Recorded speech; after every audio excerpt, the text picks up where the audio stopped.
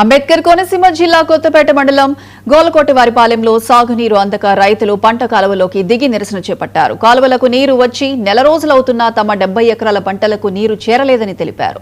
చిన్న కౌలు రైతులమైన తాము తీవ్ర ఇబ్బందులు ఎదుర్కొంటున్నామని ఆవేదన వ్యక్తం చేశారు. అధికారులు ప్రజా ప్రతినిధులకు పలుమార్లు విన్నవించినా స్పందన లేదని ఆరోపించారు.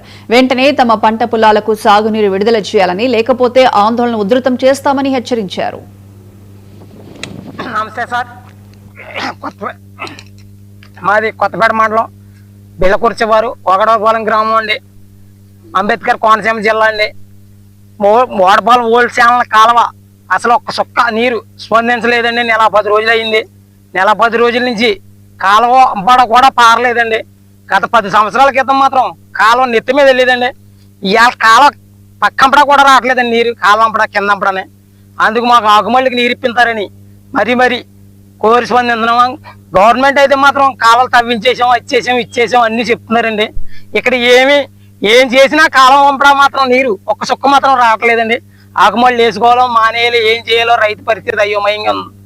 పెద్ద కాలం పంపడం మాత్రం వెళ్తున్నాయి కానీ మా పంటకాలకు మాత్రం నీరు రావట్లేదు. అది అధికారులకు చెప్పినా స్పందించలేదండి. అదేదో మీరు దయించి మాకు నీరు ఇప్పిస్తారని మరి మిమ్మల్ని కోరుతున్నామండి.